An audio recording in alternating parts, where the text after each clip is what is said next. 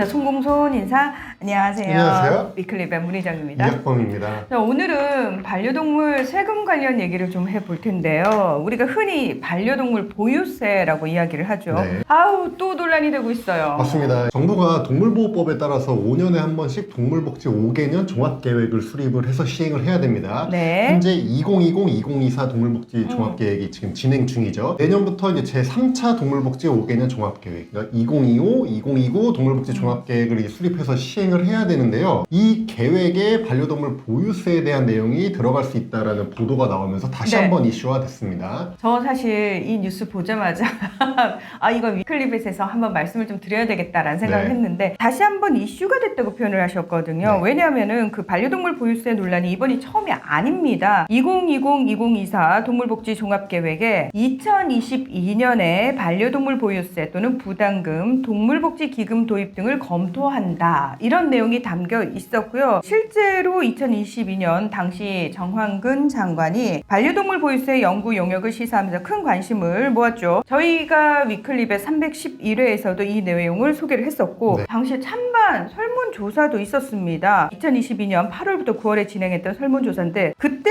보니까 찬성이 65%, 반대가 35%였어요. 맞습니다. 당시 이제 굉장히 논란이 많이 됐었는데 왜냐면 동물복지 5개년 종합계획에도 내용이 들어가 있고 장관이 자기 입으로 관련 연구 용역을 하겠다 시사를 해서 논란이 됐었지만요. 워낙에 이게 첨예한 주제다 보니까 결국에 지금까지 반려동물 보유세 도입은 이루어지지 않았습니다. 이번에 이제 언론 보도가 나온 거에 대해서도 농식품부가 다른 언론사를 통해서 아직 그 반려동물 보유세 정책을 검토하고 있지는 않다 이런 입장을 밝히긴 했어요. 네. 하지만 내년에 이 제3차 동물복지 5개년 종합계획이 시행이 되잖아요. 올해 연말까지 이 계획을 마련을 해야 되거든요. 네. 이 계획에 과연 보유세 관련 내용이 들어갈지 안 들어갈지 한번 지켜보실 필요가 있을 것 같습니다. 근데 저는 사실 계획에 담든 담지 않든 중요한 거는 매번 보유세가 언급될 때마다 논란이 되잖아요. 진짜 좀 제대로 공론화를 하는 과정을 좀 거쳤으면 하는 마음이 좀 강하거든요. 네. 사람들이 도대체 어떤 생각을 하는지 반려인도 그렇지만 비반려인들의 생각은 또 어떤지 대대적으로 설문조사를 좀 할 필요도 있고 일단 세금이라고 하니까 약간 거부감이 들어요. 그래서 정확하게 보유세 목적부터 용어까지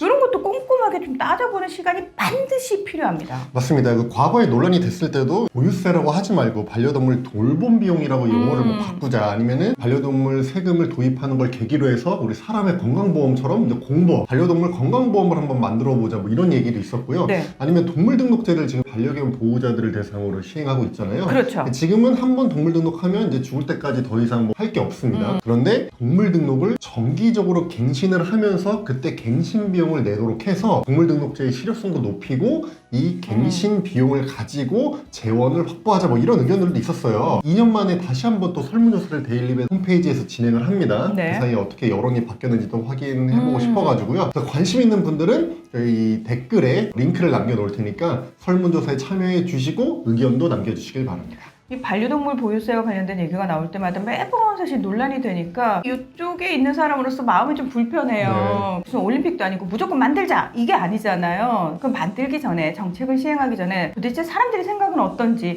사람들이 제대로 알고 있지 못한 부분은 또 제대로 알려내는 계기도 필요하거든요. 네. 제발 부탁드리는데 시간이 걸리더라도 제대로 된 공론화가 중요합니다. 오늘 위클립에서는 여기서 마무리하겠습니다. 함께해 주셔서 고맙습니다. 감사합니다.